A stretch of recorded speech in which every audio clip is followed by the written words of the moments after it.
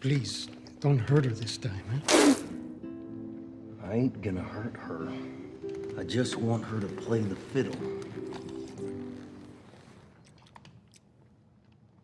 Line, go fetch her and tell her what?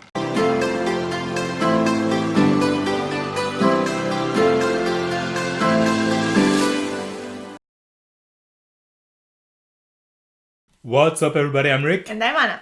And welcome to our bucket list channel, a channel in which we try to realize the goals and dreams that are on our bucket list. One of those goals is to watch every movie that was nominated at the Academy Award from 1927 to 2028. We've been watching mostly old movies, but in the past few days or week, we've pivoted to watch the nominees from this year, 2019, which will be revealed, the winner will be revealed in 2020. And so today we're going to talk about one of these movies that we've watched just yesterday, Once Upon a Time in Hollywood.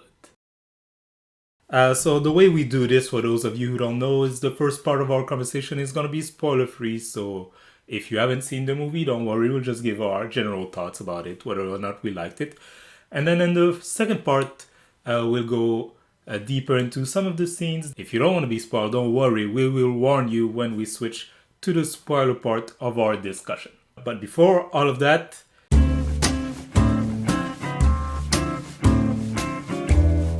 and I've got some general information about the movie for you. Yes, information about the movie, because there are some things that I'm curious about. Yeah, I think the things you're curious about will have to wait for the spoiler part. But for now, I can tell you, well, this is a movie produced by, co-produced by Columbia Picture, Bona Film Group, Heyday Film, Visiona Romantica, and distributed by Sony Picture Releasing. So it's a large group effort.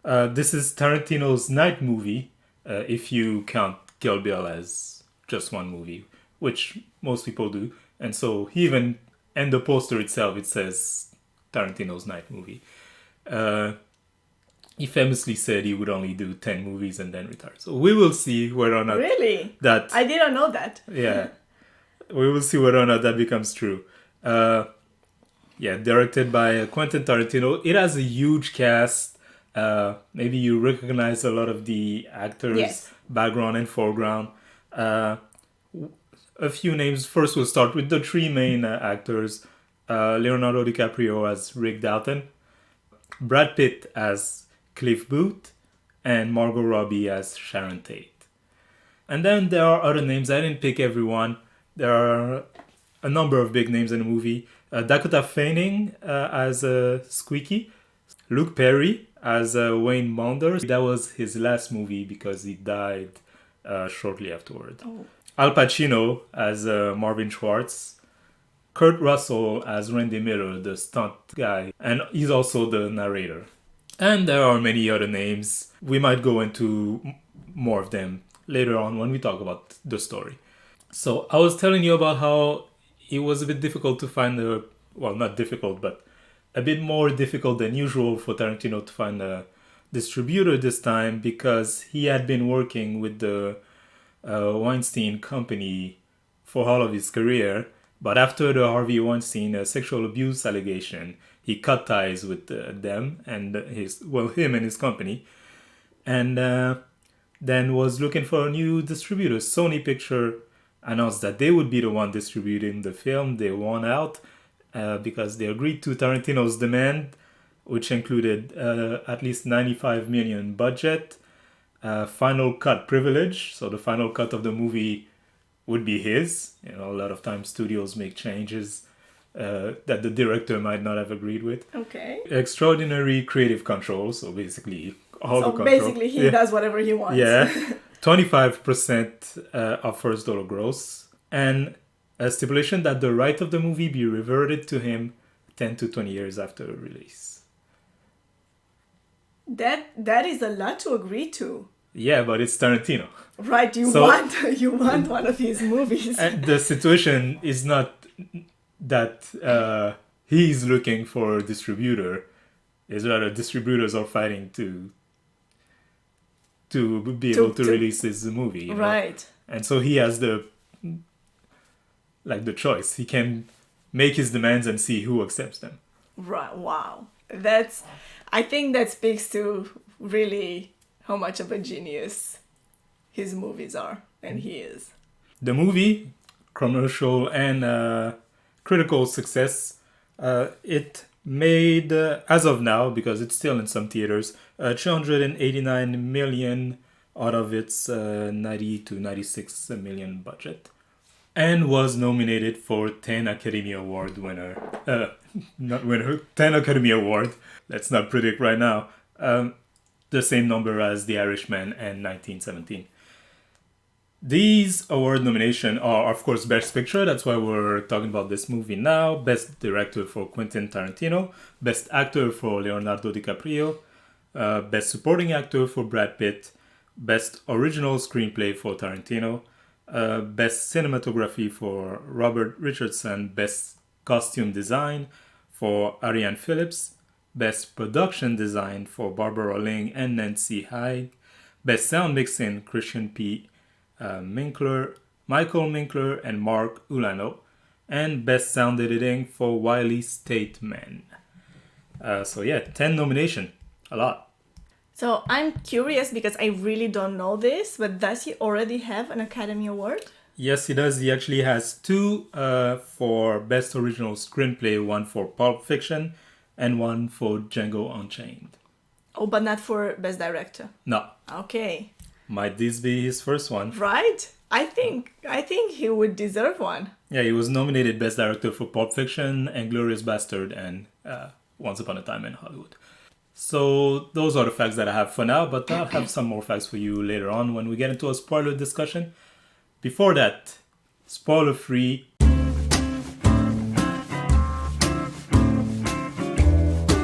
Did you like this movie?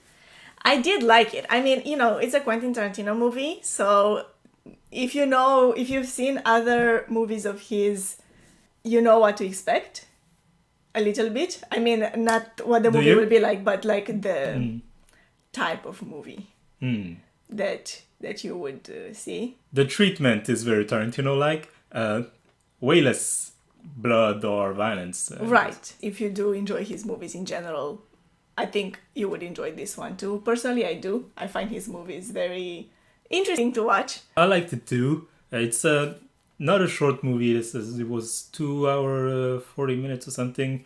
Around that time, I remember, just like with The Irishman, you took a break at the middle and I paused and I was like, oh, we're only halfway through. But me, I hadn't noticed that actually. Yeah? No, I hadn't noticed that the movie was that long. No, it was pretty long. But yeah, you kind of get into this rhythm with the movie and you just let it flow. It doesn't ever feel like you're watching oh, when is this gonna end? I feel like it really made me be very attentive. Because for the most part, it felt like there are different things happening with different people. And I was waiting and wondering, when is it all going to come together? Because you feel like it's made like that. Like, you have one side of the story and then another side of the story, and you do feel like, you want to see how it comes together. A bit like Pulp Fiction, there's a lot of different stories being told at the same time, but they interconnect. And so, it's interesting to see when that connection comes. And here, it's interesting what he does with it, too, because I think it subverts kind of expectations of what you would think the direction the movie is going. I really had no idea where it was going. Oh, okay. I couldn't think of anything while I was watching it. I was just waiting to see what happens next. Yeah. 2 Oscar noms for the actors, Pitt and DiCaprio. What did you think of their performances? Oh my God, just so good. I don't know, entertaining to watch, but also so powerful. Especially, I would say, DiCaprio. Yeah. I feel like his performance was just so strong. His character, so complex. And he did it so well. It's very interesting because he's an actor in the movie. This is a movie about Hollywood, So he's an actor playing an actor. And so, and a lot of the scene, he has to acting. And I thought that double layer was kind of interesting. Oh my God, yeah, exactly. That can't be easy. And then switch to acting, but as the actor and not the role that the actor and the movie is playing. Like, switch between them Right. all the time. I'm That was wondering, it. like, what's the kind of mental preparation that it takes to be able to do that? Yeah, Brad Pitt are also very, very good and interesting character. I found him like the maybe DiCaprio's character was deeper, but Brad Pitt I found was more entertaining to watch. Yeah. Because I was wondering, like, where is this going? Where are we going with this guy exactly? But yeah, the final is definitely an interesting end. I would definitely recommend this movie. If you know for sure that you don't like the Quentin Tarantino type of movies, then maybe be wary. Yeah, But otherwise, I think it's a great movie. yeah. If you don't like the Quentin Tarantino feet showing fetish, be wary of this movie because he does it a lot. I don't know if you've ever noticed watching other Tarantino movies. A lot of bare feet scenes. And focus on them. I can even remember some of them Yeah. just thinking about it now, about other movies that I've seen. But in this one, he goes all in. I also recommend it. Very good movie. Go watch it. Once Upon a Time in Hollywood and Once Upon a Time and spoilers.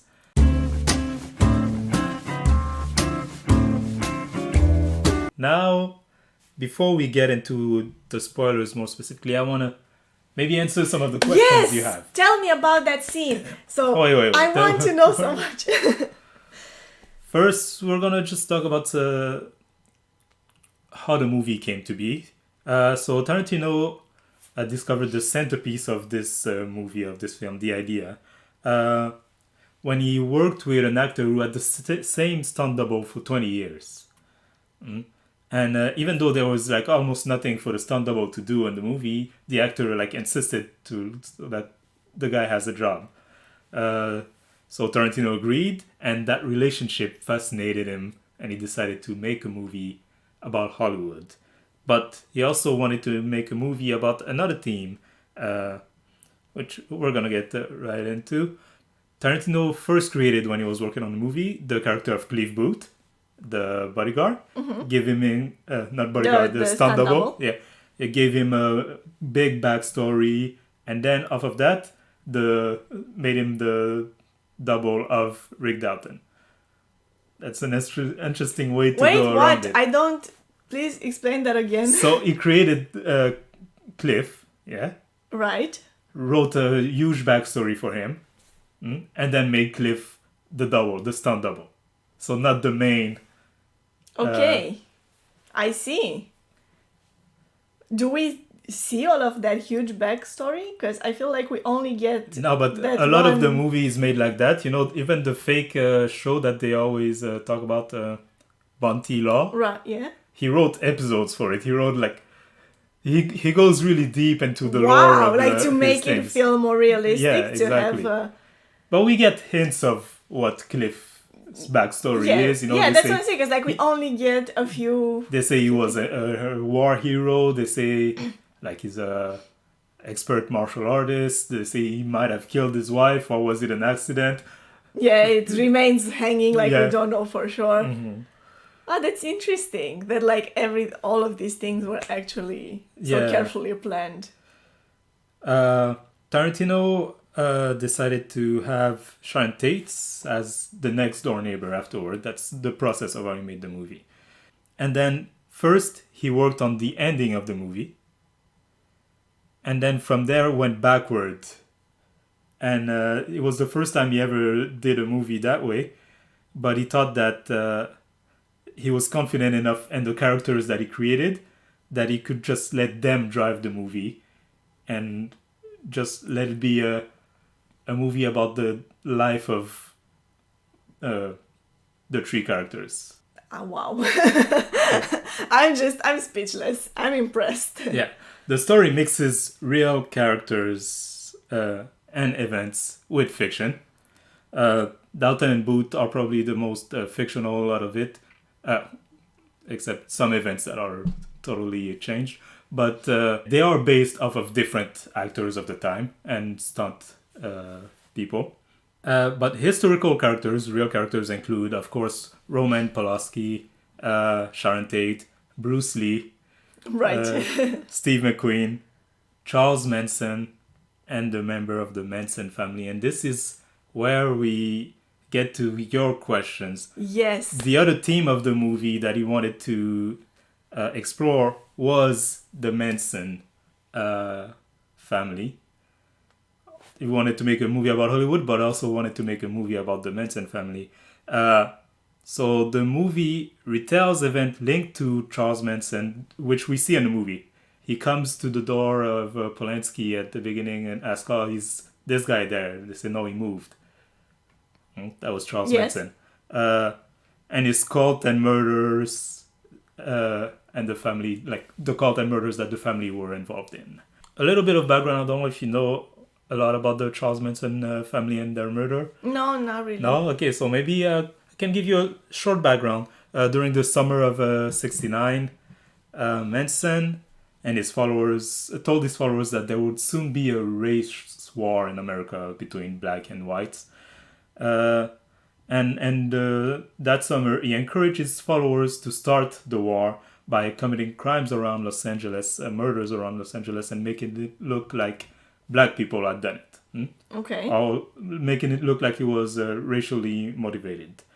They committed 9 murders, including the murder of actress Sharon Tate and 4 others in her home on August 8 and 9. So this is the big divergence. And you ask when we watched Yes, because I feel like I've heard that. I didn't actually know that it was like members of the Manson family who committed it. But I did just know that story of a famous actress who got killed in her home by some people. Mm-hmm. And so when the movie... when I saw it, I was like clicking to me. I was like, wait, it seems like that, but it's different. Like, is it inspired from that? Or maybe I don't remember the story right. I was like so confused. When the movie gets close to the climax, and then Kurt Russell as the narrator starts saying like, and then at this time, 12 o'clock, Sharon Tate invited some of her friends, and blah, blah, blah. You know, it's like they're telling you the last few moments and all the elements that will lead to her murder. Because if you watch a movie and you know she's supposed to die. Right. They even tell you the date, that's that date.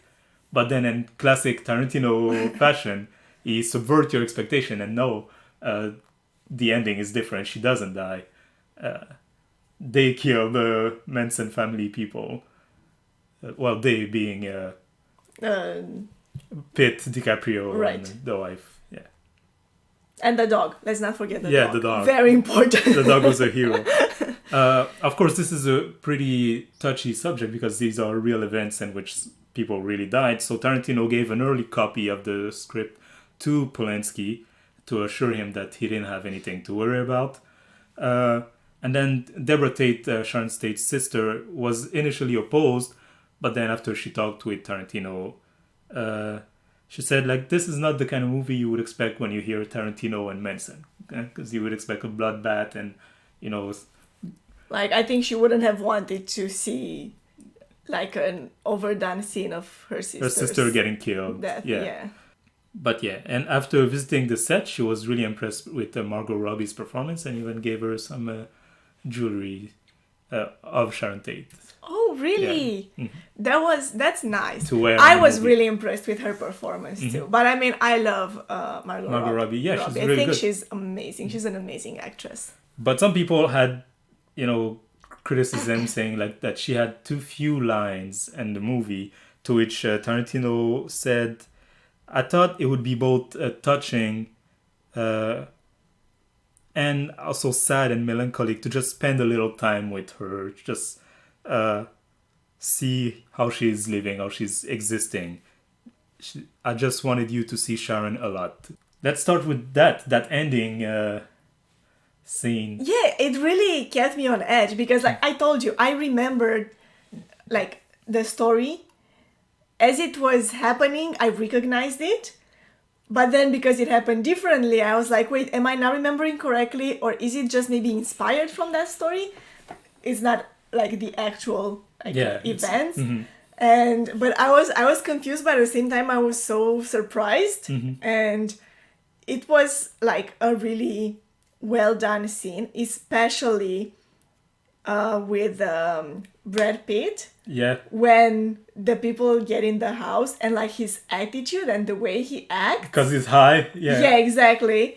I'm like, no, like this is everything that we've seen of his character before, how he's like so cool and laid back and like relaxed about everything and whatever type of character.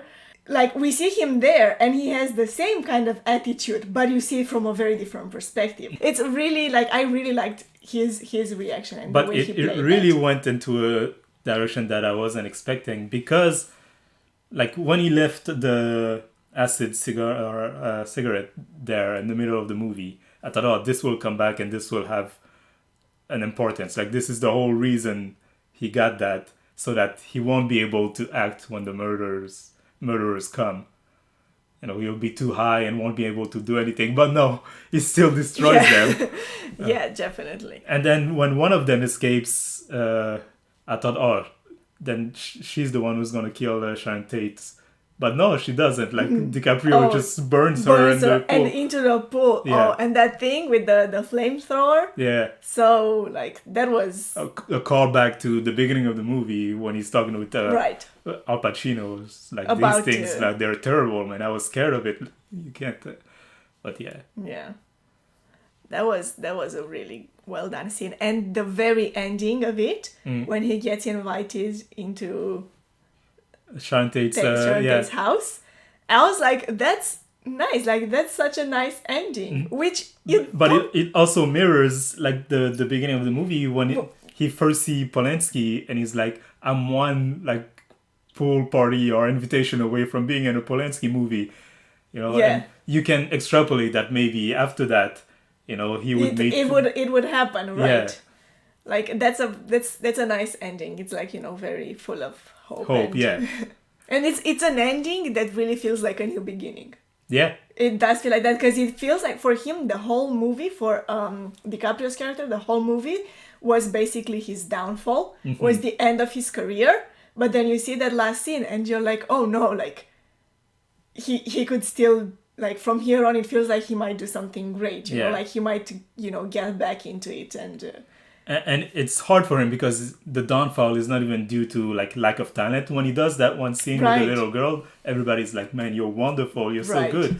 But he's just like reach an age where people don't really find him relevant anymore. And also it feels like, as they were talking about this in the beginning when he talks to Al Pacino's character, and he like Al Pacino tells him, you know, if you act the bad guy, that's all people will see you as. You will never be like the center, like the main character. But the bad guy who gets defeated by the new young actor, they see the new young actor as the new big thing. You know, you're just the second thought. Yeah, exactly. I mean, I don't know if that really is a thing. But typecasting is definitely a thing, and this is a movie also based on a lot of people's career who, like after what we call the golden age of cinema, their career wouldn't go so well anymore. You know, the medium changes, the taste changes, and so they find themselves not really knowing what to do. But I feel like there are actors that we would typically see in a certain character that would not be the main character, but that are still, you know, impressive and memorable. Yeah, but when you've been the center stage, you know, like if DiCaprio starts being the background character or secondary or third character in a bunch of TV shows, you would say his career went down. Yeah, that's true.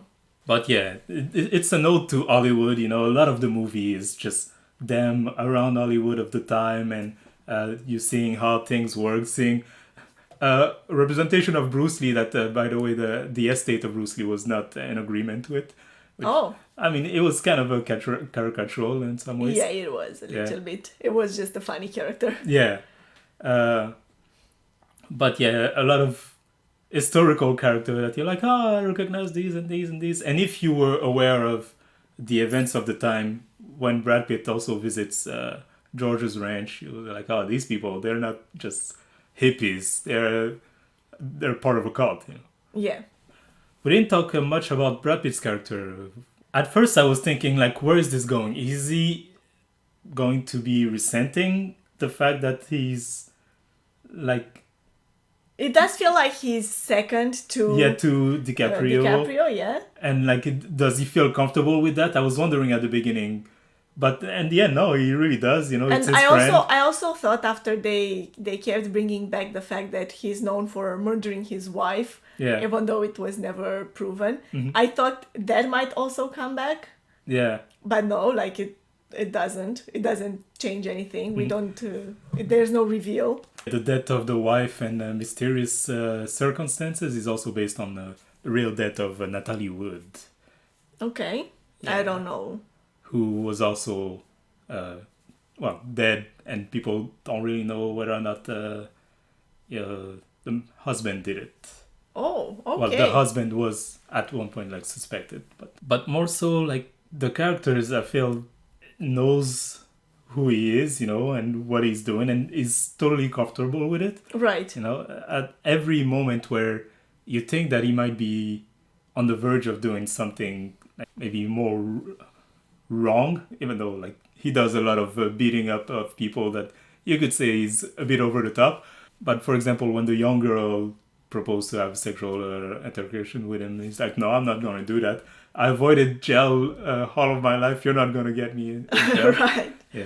Yeah. And even when he finds the cult at George's ranch, he's like, "Let me check on this to see if it's really legit." Like, he's a good guy. Right. Yeah. But I feel like it goes with his like his characters like that, because he's a stunt double, right? Mm. He wouldn't be the kind of character that would want to be in the center of attention. He just wants to have things his way, like to do whatever he can do best. Yeah. So I think it works in that sense. Mm-hmm. Also, an interesting thing that when in the beginning, I don't remember who exactly is saying, like, in a joking way, like, "Oh, is this your son?" or Yeah. to DiCaprio. But it's curious that they portrayed them like that, because DiCaprio is actually younger than. Brad Pitt? Yes. Yeah, is he? Yeah, he's not by a lot, but a bit younger. I think they were just joking, you know, because they were dressed alike, because he's the stunt. And it was like, oh. Right. Yeah, so that was, the fourth movie out of our list of 9 nominated this year. We still have a long way to go.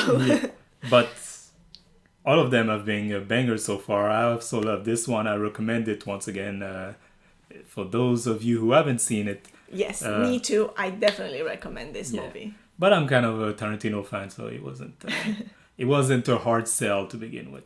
If you guys like this video, please hit like button. If you've seen the movie or would like to see the movie, hit us in the comment section below and tell us what interested you the most about Once Upon a Time in Hollywood, whether in its marketing, if you haven't seen it, or in the movie itself, without spoiling it as much as possible.